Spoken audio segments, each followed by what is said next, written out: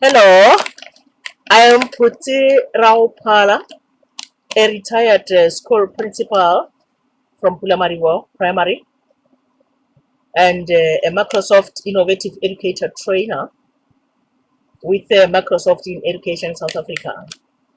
I'm here to present my presentation under this topic, using practical projects to ignite learners' future careers and connect their natural talents with opportunities through education.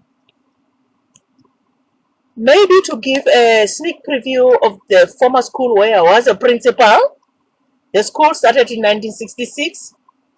It's built in a semi-rural area with learners around 1,400, running from grade R to 7 and using only 20 classrooms with 35 educators. You'll realize that the average ratio can be 66 in a classroom, and it has three phases: the foundation, intermediate, and the senior, with various projects that are done there at school, a lot of projects. But today I'll only talk about the three projects that are used to ignite learners' future careers. As I've indicated earlier on, that the school is built in a rural area, farming was our major concern, because a lot of kids there are orphans. A lot of them are coming from the impoverished family backgrounds, and as such, the school greening project came to our rescue, in such that at the end of the day, community members come to school and harvest some green vegetables, more especially the pensioners. The learners themselves, they learn on how to produce their own food through this school project, meaning that I was using this school greening project to inspire, to ignite learners' future talent, so that they might be tempted to be future farmers, future biotechnicians, and future food scientists. But besides that, using the tires, I was trying to solve these challenges of using tires to burn people. I was trying to show kids that tires can be used in a proper way, to use these tires to produce food, more especially vegetables, more especially in areas where water is scarce. Tires can be very much productive, in such that they save water. Looking at the United Nations Sustainable Development Goals, I was trying to indicate that we can combat poverty, but at the same time maintain good health, but at the same time peace, justice, and strong institutions in our communities can be maintained by using these little projects. Besides that, the school garden in itself, it became a laboratory where kids, young scientists go there and study the kind of vegetables, study the kind of herbs, study a lot of things. At the same time, the community members were rendering service there, and are still rendering service there, as a way of augmenting their financial limitations, and of course putting food on their table at the end of the day, and acquiring skills. I mean, waiting for the municipality to hand out food is not an option, but giving people the skill, it's an option, because the skill will remain with them for longer time, so that they are able to produce more food than waiting for the municipality to come and hand out food. But at the end of the day, from the very same green gardening that we were teaching these kids to use as a tool to augment their learning and teaching, we had a lot of testimonies from the kids who attended there, that they pursued careers in farming. For example, there is this little girl, Mushibudi, who came back to school to say, today I've got my own farming project. It's called the Vegetable Shack. She is now supplying hospitals, supplying other institutions. Where does the inspiration come from? Comes from the school. Igniting careers to learners for their future, future life. And besides the greening, I also encouraged kids to venture on an indigenous knowledge system in medicinal herb making in a primary school, of course, pharmacy in a primary school. Well, through the support from Food and Trees for Africa and through the support from University of Limpopo, I and my colleagues started this medicinal green herb making as a way of encouraging these young ones to become future scientists, to become doctors, to become researchers at an early age, in the primary school, of course. In the green garden, we don't plant vegetables only. We intercropped the vegetables with the herbs. Herbs like lavender, herbs like coriander, herbs like yaru, a lot of herbs. And of course, at the end of the day, through those herbs, they are able to make this ointment and the cough mixture. And of course, the skills comes from the University of Limpopo, comes from Food and Trees for Africa.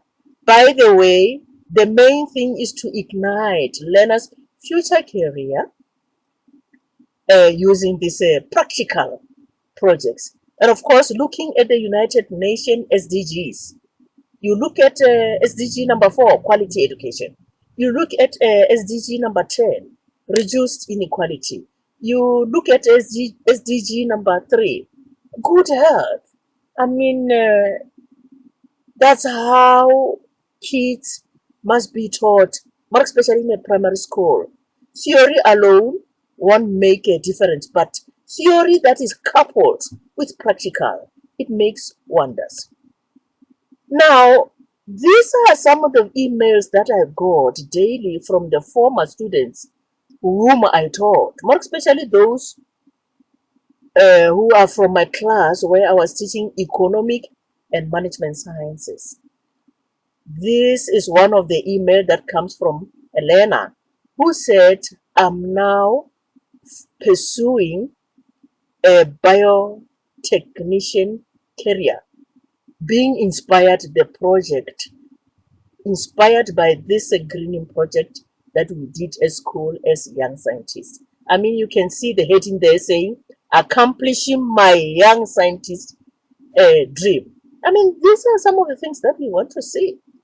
Besides those greening projects, I also encouraged educators and learners to venture on teaching with technology. You'll realize that we are in a digital era where each and everything that is being done is through technology. And if the schools, if educators, if learners are unable to incorporate what they are doing with technology, really, we won't see progress. Here, every Friday, I engage my grade 7 learners into technology resources so that they augment what they learned during the week through the technology gadgets every Friday. And we were calling that Friday technology. That is where learners will talk through Skype with other learners overseas. Here, this school is Zwerl in Austria. And here, these are the learners from my school where they were collaborative projects, where they were learning from each other on how some of the things are done.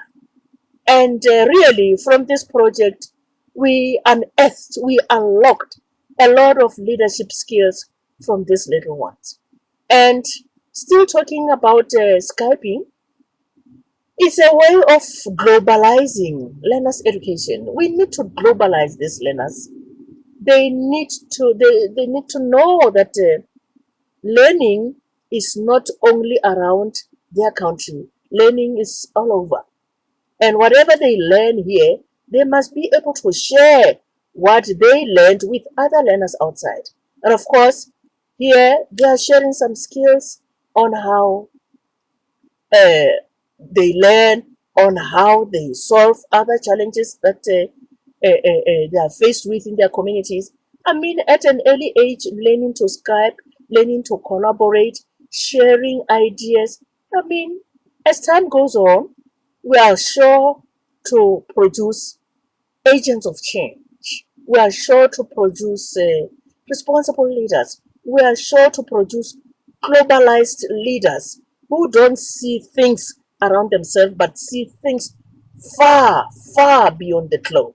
And of course, looking at the Sustainable Development Goals from United Nations, number 5, that's where we address the gender sensitivity, quality education. I mean, this thing of seeing kids every morning migrating from rural schools to the so-called former model schools, it's not working any longer, because if in ourselves we can create our own model C schools just by working hard, and of course by being innovative, by being able to change a lot of things that were done previously in the old era. It's high time that we are able to teach our children practically, so that when they grow up, they know what life is all about. And of course, this is just a summary of kids. They call themselves the young scientists. From harvesting in the garden, from harvesting those herbs in the garden, they get to the computer lab and search and Google the names of those herbs, get the composites, how they are composed, and what are the indications, what are the contraindications in using them, and all those skills. And here, after that, they get to the room and prepare those herbs, put them in the pot, in a saucepan, on a hot plate in a classroom. And after that, they dish that ointment when it's well cooked. And of course, you can see here, they package, they label, and they present what they did in front of other learners. And after that, they sell what they produced. And of course, every morning, kids with head sores, kids with head fungi were able to benefit from this ointment. I mean, producing young scientists, young doctors in a primary school is possible. It's really possible. Igniting learners' future talents with practical projects. That's the way to go. And of course, this is one of the emails, as I've explained earlier on, that I received from one of the kids who was among those kids who were doing this project of making an ointment using green herbs. Now, he is now in a first year during biotechnology pharmacy, being inspired by the very same project. Now, here I wanted to show you on how we Skyped with Middle School Zoetle in Austria. Unfortunately, the video doesn't want to play here. But through the practical projects that we use to ignite learners' future careers, this is what we came up with. From the very same projects in medicinal herb making, the very same green projects on how to produce own food, we were able to pick up girls with leadership skills, girls with potentials in leadership, and secure them admission with the OLEC in South Africa, the Oprah Winfrey in South Africa. We are the first school to secure 7 girls to study at the OLEC in South Africa. And today, guess what? These girls are very, very, very far. This is the recent information that I received from this girl, and often for that matter, to say, ma'am, here I am. I got 2 degrees at the same time at Oregon State in the US. I mean, these are some of the things that as teachers we can do. If our school can do this, you can also do this. I mean, it's high time that we teach with our hearts, not with our mind. Empathy, to have that empathetic heart to feel for these kids, that if really as teachers we are not there for them, who else will be there for them? So let us just learn to work hard, learn to produce our own leaders, our own responsible future women leaders for that matter, from our own school. And besides the learners, the community members. Every Saturday, they will come back to school. I teach them on how to use computers. These are the cleaners at our school. But every Saturday, instead of cleaning those computers, they now learn on how to use them. And from this group, we now have admin clerks. We now have cashiers at various shops. I mean, changing the lives of people through practical projects is possible, not only to learners, to everyone, as long as a leader, as a school principal, as a woman, you give yourself time that I want to make this school a hub of service delivery beyond reading and writing. And of course, with the limited tools, we are able to go far. It doesn't depend on much resources that you are able to do good work. The limited tools that you have, you can go far. And of course, let me check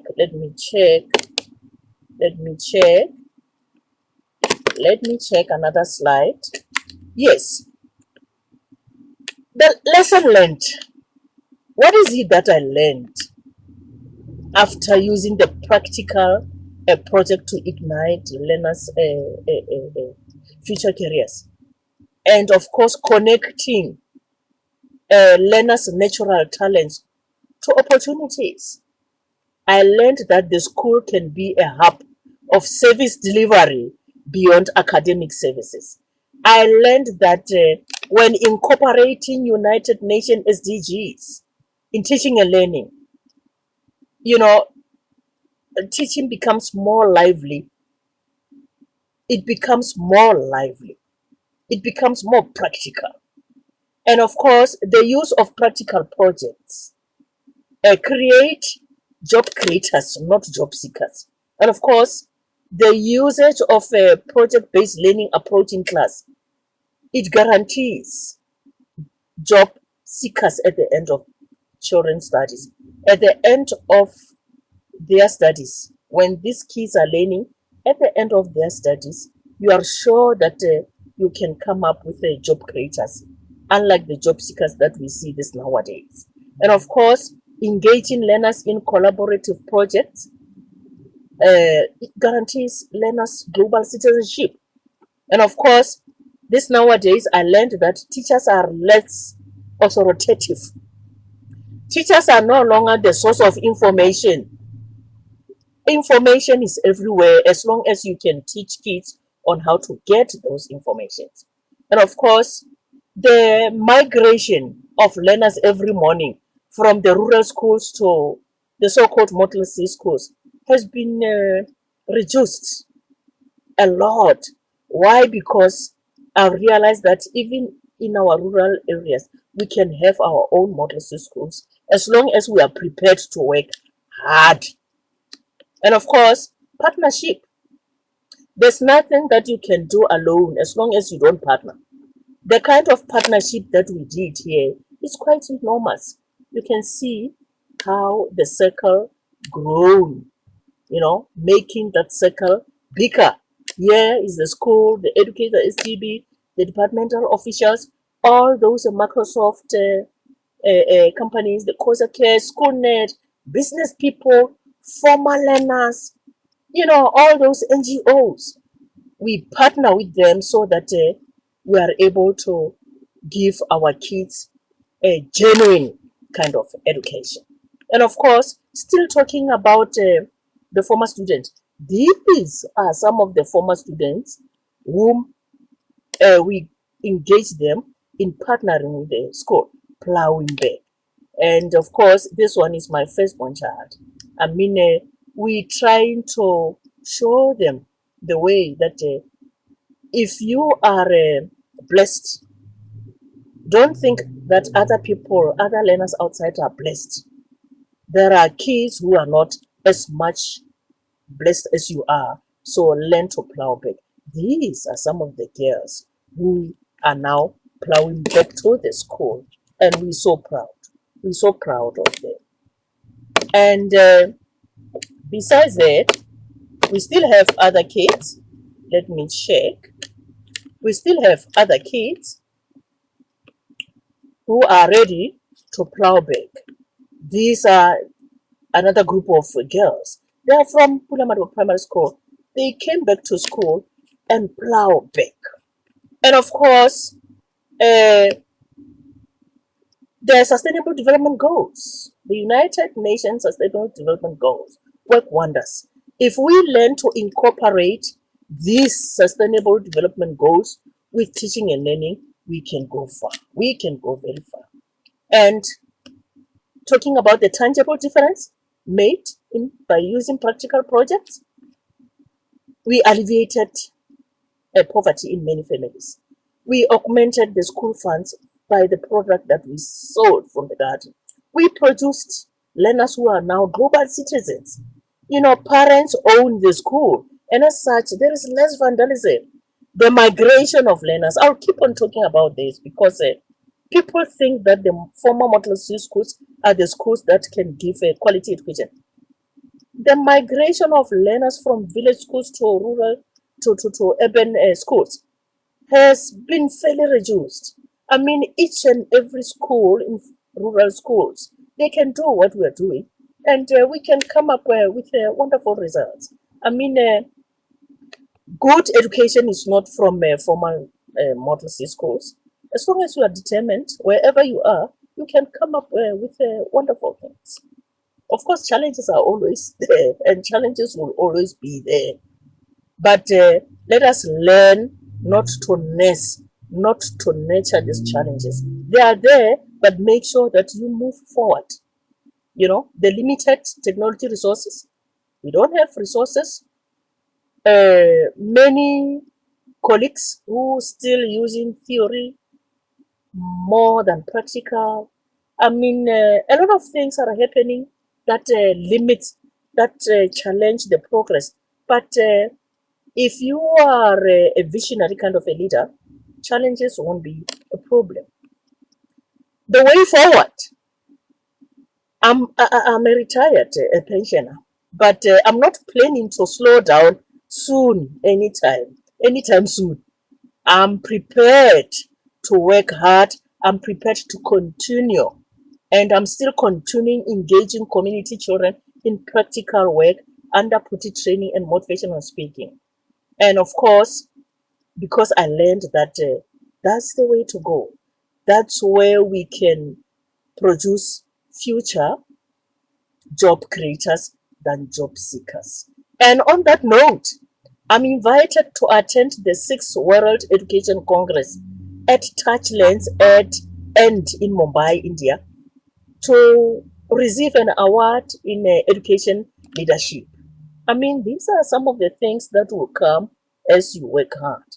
I mean, if I can do this, you can do it. I mean, get inspired, colleagues. Get inspired. With those few words, I'd like to say thank you so much for listening to me. I couldn't be there with you due to some other logistics, but those who wants to evaluate me, there is a form, there is the link where you can evaluate me and give me the result, so that next time when I present, I improve my way of presenting. Thank you so much. Thank you so much. Thank you.